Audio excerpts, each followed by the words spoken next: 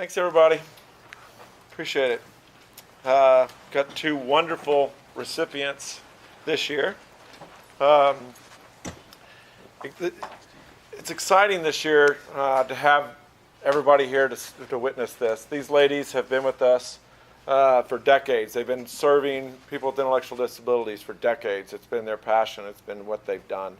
And for us to be able to honor them is an honor to us to be able to do that.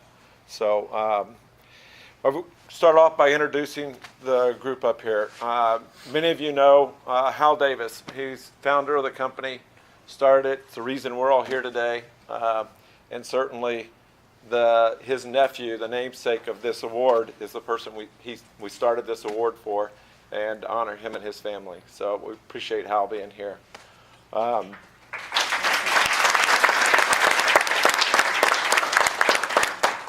And on this end, we've got Mike Burke, Regional Director, covers the West Texas area. Next to him, obviously, Amy Ratliff, Director of the San Angelo office. It's been there and helping these ladies for a number of years, as long as I've been here. So, and then, of course, April Wappus, our Director of QA for Texas, who is the nominator, and Rick Primo on the training department. Gentleman that's was over San Angelo for years, has been in our QA department, is now training everybody. These two wonderful people did the nomination and brought these people forward for us so that we could honor them. And then, of course, our honorees, Lucy Webster and Teresa Walker. Thank you.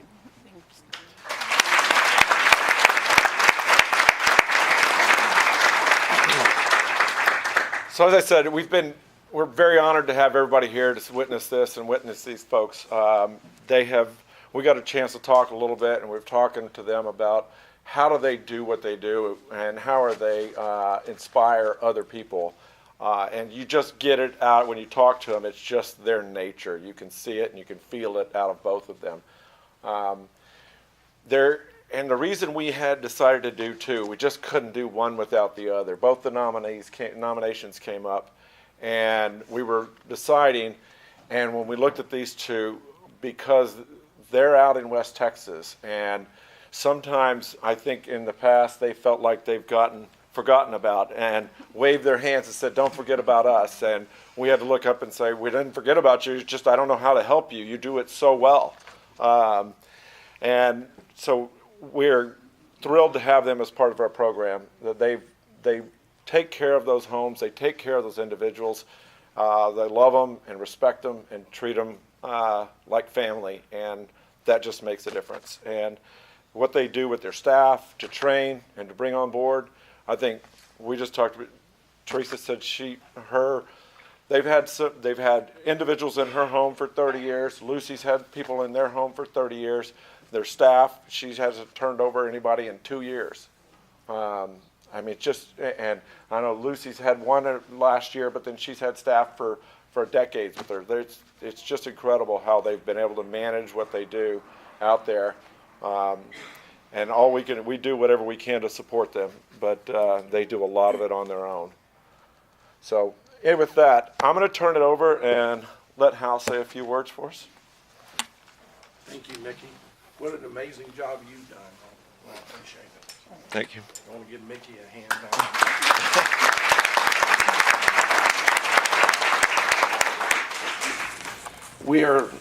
What an honor it is to be here today to honor our care staff. You guys may have heard the stories from the beginning. Our only experience was with a family member. We have a nephew who Mickey mentioned, George Brian Davis, and at his ARD, when he has Fragile X, and at his ARD when he was in second and third grade, they approached my brother and asked him, hey, what's Brian going to do when he turns 21? And my brother said, hey, he's going to live at home. And they said, well, Brian may not want to live at home. He may want his own independence, or things may change in your family too, where you may need to have another place for him to live. So they suggested looking at group homes. My brother had no idea what a group home was, so he started looking and we started looking around, and one thing led to another, and We thought we had a better idea, and so we started our first group home. So that's how we got started. We felt as we started looking around for a model, we were outraged by some of the ideas and care in the industry. We were outraged not only as a provider, but as a citizen. The appropriate response to the problem was a better idea. This is why there became such a demand for our services so quickly. We immediately started taking on people with multiple challenges and not turning people away, a better idea. We immediately started buying houses so everyone could have their own bedroom. We felt like that was a better idea. We immediately started a culture with our staff that we were not going to give up. We thought that was a better idea. Many of the individuals we had served had been in institutions and had several placements through the years. We wanted a place they could call home. For you guys that do not know, that when we started the company, I worked the homes. I would work in the homes at night and come to the offices during the day. I worked day and night until we opened up 5 homes. I first opened up the house in Cedar Park, and then I went to Leander, and then I went to Oak Hill, for y'all that are familiar with Austin. Then I went to Brody Lane for the 5th one. Today we are here to celebrate our care staff. We are here to recognize specifically Lucy and Teresa, the sacrifices you guys and families have made to put our consumers first. Teresa and Lucy have been the rock at their homes from day one. We actually got to know them through an acquisition. We knew that we needed to keep them from the first day I met them. We were told by the previous company how important they were to these homes. The previous company was right on the mark. They have been the backbone of these programs from day one. There's quite a few people in this room that know how difficult their jobs are. And if you don't, I would encourage you to talk to other people and learn what they do. As I learned working side by side, because I've been in y'all's shoes, with our direct care staff and watched them staff over the years, I've seen there's a lot more than a job to our staff members. It is a calling. I feel like they don't look at it as being employed by DNS, the state, but I believe they are working for individuals they serve. On a personal note, my mother moved in a facility about 10 years ago on Barton Creek Boulevard there. There's a big facility called I won't say the name, but anyway, a very, very large facility. And it was okay, but years went by and she's developed dementia and Alzheimer's. We had to move her into another very large facility out west of Austin that has 89 beds. And it was all right. We had some issues there, but a year and a half ago we moved her to a small group home setting, and now I've even seen with my own family the difference it makes to go from a large facility to a smaller facility. And a side note, Mickey, it's half the cost, which we always say that. So we've seen a lot of changes in our industry over the last 25 years. I pray and trust that DNS will continue to change lives, and we will see the day that Texas no longer has these large institutions. As y'all know, we have probably more large institutions still open today than anywhere else in the Union. Yep. So I'd like to share with y'all a verse I found in the Bible this morning. And let us not grow weary of doing good, for in due season we will reap if we do not give up. Galatians 6:9. And then if I could close us in prayer here, I'd like to do that. Y'all bow your head. Dear Heavenly Father, I thank you for this time we have here today to celebrate the successes. I thank you for the opportunity to serve the most vulnerable population in our society.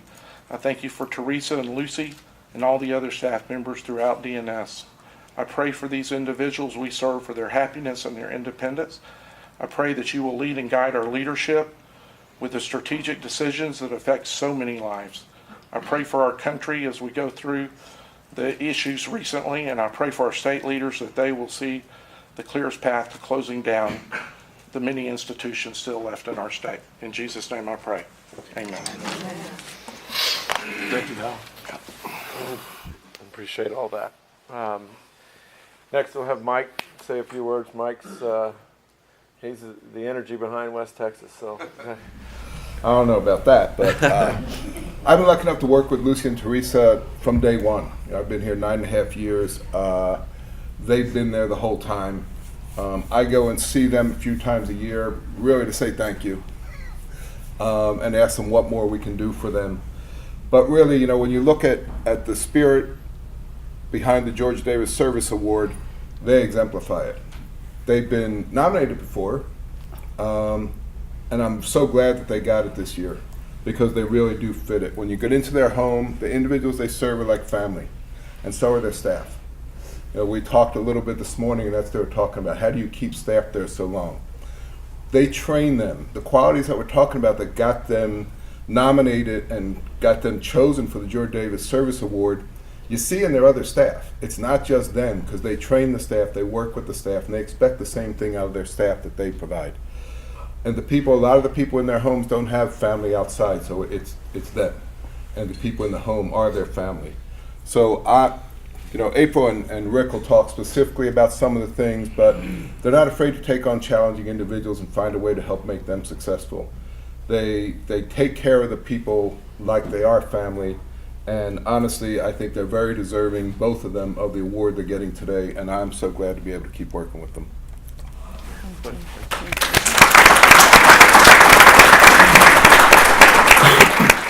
And their fearless leader, Amy Ratliff, is over our St. Angelo. You want to say a few words? I just want to say I've had the privilege to work with them the last 11, going on 12 years now, when we first bought the houses. I couldn't do what I do without the both of them. They're amazing. I'm like Mike. I don't get out there like I should, because they are forgotten sometimes, because they take care of business. So I just want to thank y'all both for everything that y'all do, and congratulations. Thank you.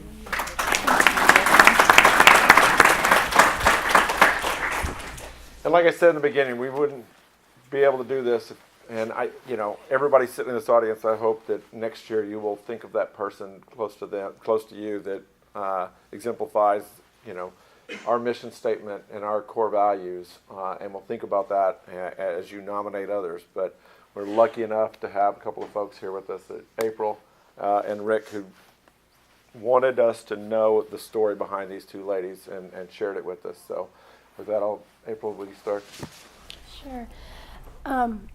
So, like you said, I'm the Director of Quality Assurance. So me and my group, we get out to the areas, out to all of the homes very frequently.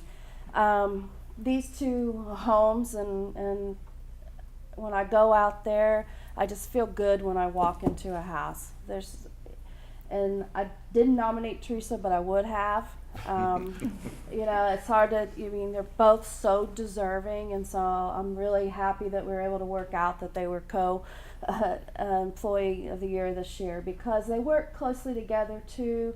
And like you said, I just go out there honestly just to check in and say hi, how are you, what's going on, and I don't get out there as often as I would like either. But I was out there a few months ago, right about the time all the nominations were supposed to be coming in, and I was looking at some charts in our Mariah Flats home, and one of the women that lives there, her name is Geneva, and she came and asked if she could sit at the table with me and do some of her work that she was training on. And so I started talking with her, and she knows me. I've been there enough where she knows who I am.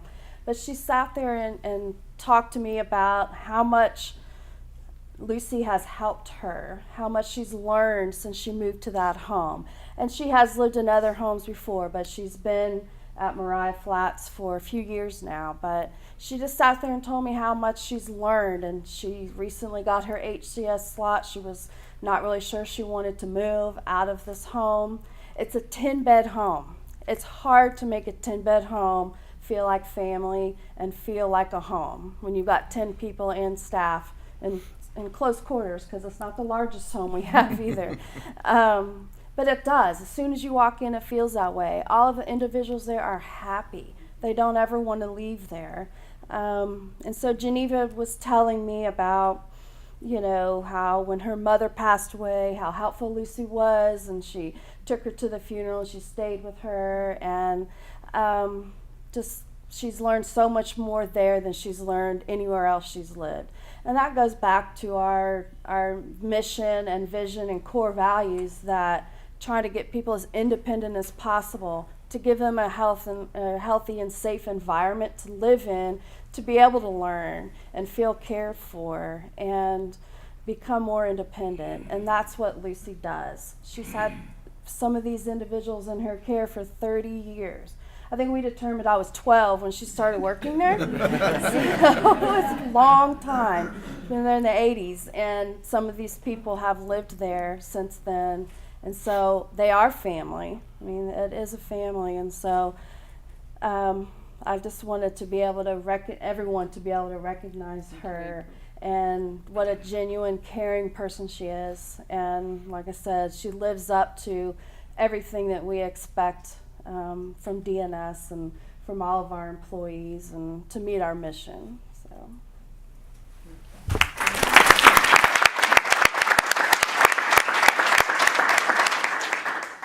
Rick, will you honor your guest? And it really is a privilege to be able to say a few things about Teresa.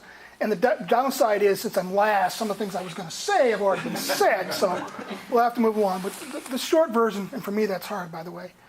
I first met Teresa actually with Hal in 2006. We went out there in May to look at the home and see about how the acquisition was going to go and that type of thing. And because of my responsibilities with the QA department, I got to go back and visit fairly often. And within a very, very short period of time, Hal said instantaneously, I'm a little more pessimistic.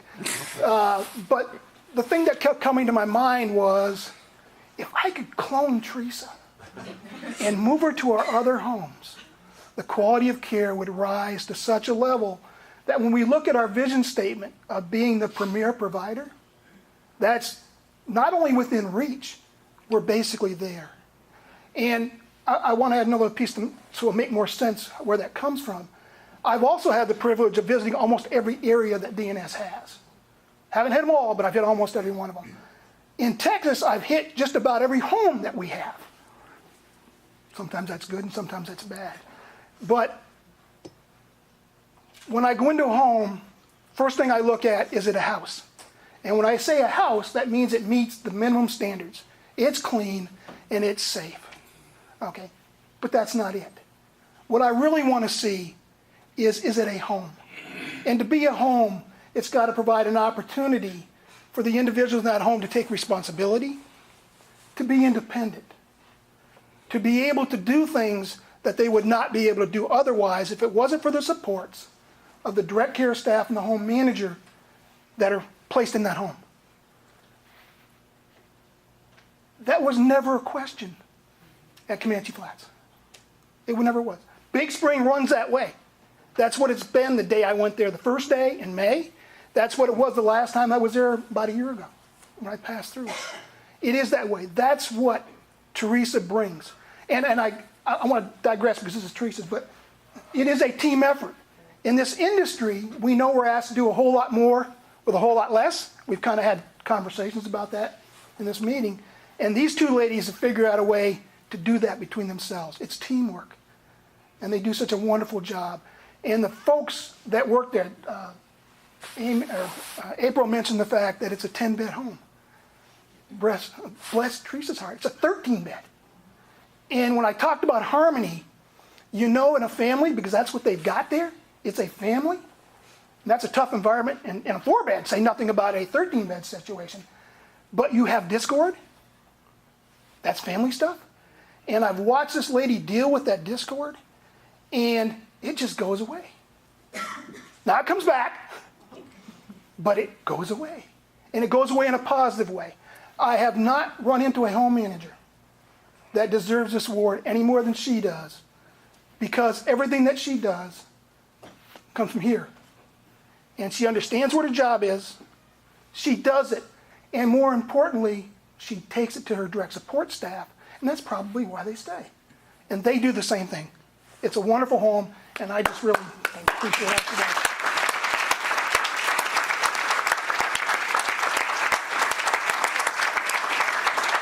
And just to kind of add to that note, young gentleman over here, her son Jason drove him down here, and we were talking to him earlier. He goes, "Oh yeah, I know everybody in that home. They're part of our family. That's what it is." So I thought that was wonderful to hear too, and it just shows what a great commitment these ladies have to doing what they've done for decades. And so, again, we're thrilled to offer them up as the winners of this, and we're thrilled for them to receive these awards. And so from that, I will hand you some of the gifts we've got for you, if that's all right. So we start off with, we've got our normal, where we have a blanket for you guys. It just shows the comfort and care that you guys provide. It shows the George Davis Service Award for this year. Then we have our individual plaques for each of you. Thank you. Thank you. And then, of course, their corporate plaque that goes on our corporate wall at the office that will have your name on it forever. Thank you. And then the one and final thing here is a check, Thank a you. bonus check for each of you for $2,000 to say thank you for everything you've done. And we can't say thank you enough, how much we appreciate it all. Thank you.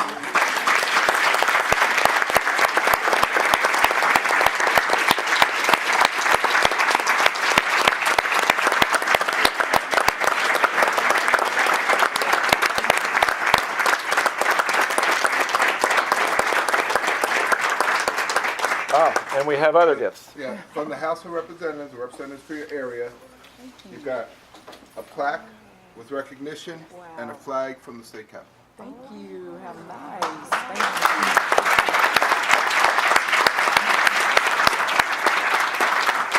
Thank And pretty fitting, since we asked them, we offered them spa treatments. We offered them anything they wanted to do this afternoon. They said, we want to tour the Capitol. So, you.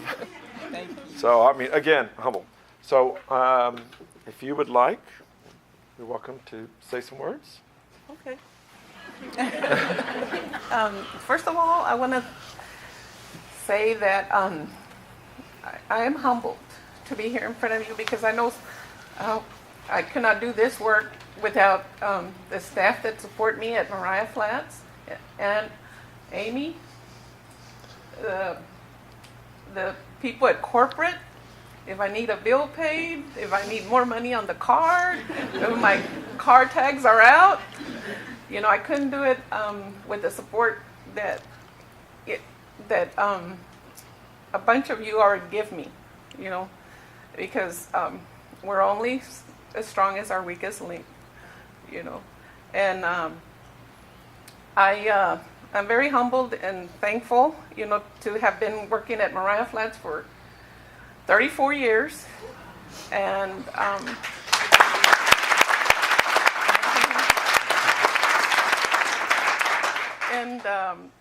was telling them earlier that when I started working there, it was like, oh my gosh, they pay you to do this? You know, things have changed.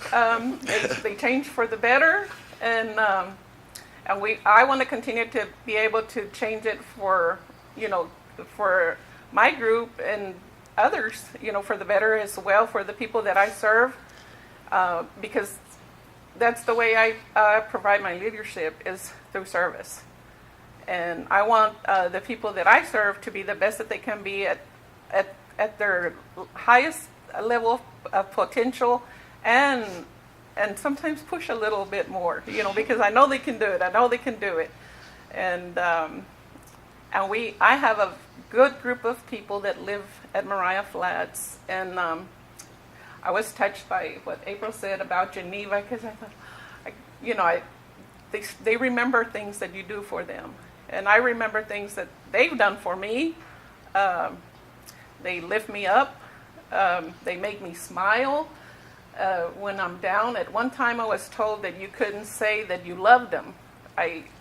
Long time ago, before I went to some kind of training, and if I could, the lady that gave the presentation says, you can't say that you love them, because if you say that you love them, there's something wrong with you. And I was taken aback to that, because the people that live there are my family, you know, and I am their family too. And we try to provide a home type living environment because the people that we serve, that's all they have. Some of them, that's all they have, is they have us. And I mean by us, it's all of us here. For whatever you do, it's for a service that we do for them. And I can say I love my job. And thank you so much for everyone here and making this possible, because to tell you the truth, I didn't even tell my staff that I got this award, because I was just it's like I don't know how to say it, but it was like I didn't want to toot my own horn, you know, and say that I got this.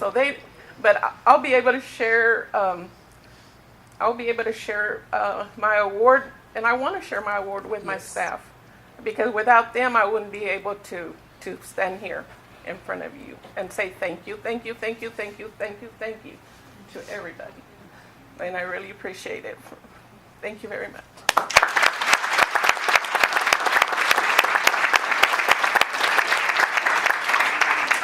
Oh, she got me. No, she had me.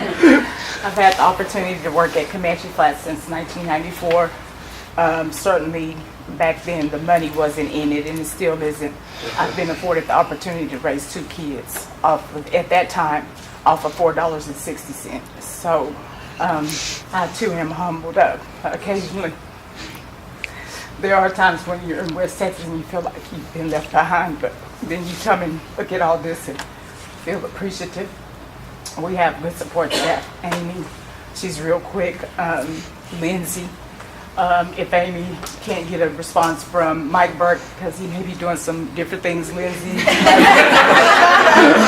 has this long list of things, and she's on the computer typing in. I'm like, what is she telling these people? But somehow it gets done. The next thing we know, we have a check cut coming to the house to do certain things that we requested.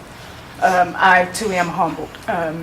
As I said, this is probably one of the biggest honors that I've had since working with Gdsa. So I just want to say thank you to everyone. I enjoy the people that service. As I said, most of our people, I was sharing with them, most of our people, maybe 3 of the 13 people that we service there have family members. So we are their family. And my son has had the opportunity of being raised around them.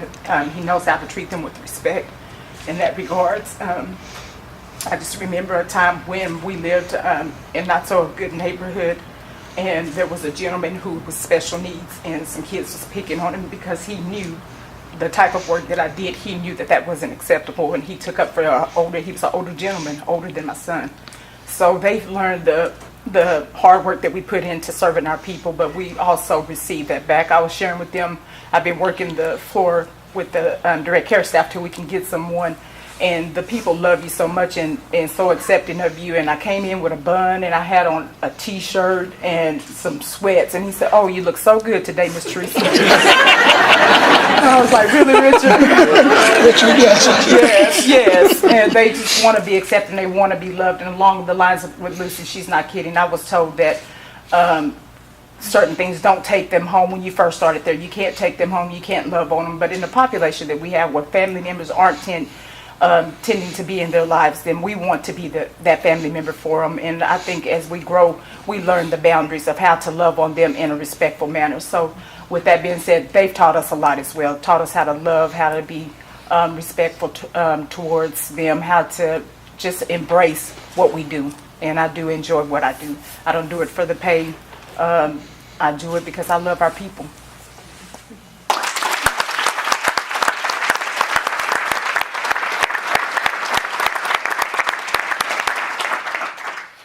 Well, thank you both, and thank you everybody for coming and enjoying these 2 ladies and respecting what they do and appreciating for what they do. We certainly are appreciative of them and respect them every day for what they do and how they treat their staff. They treat the people around them. They make people around them better, and that's why they deserve this award.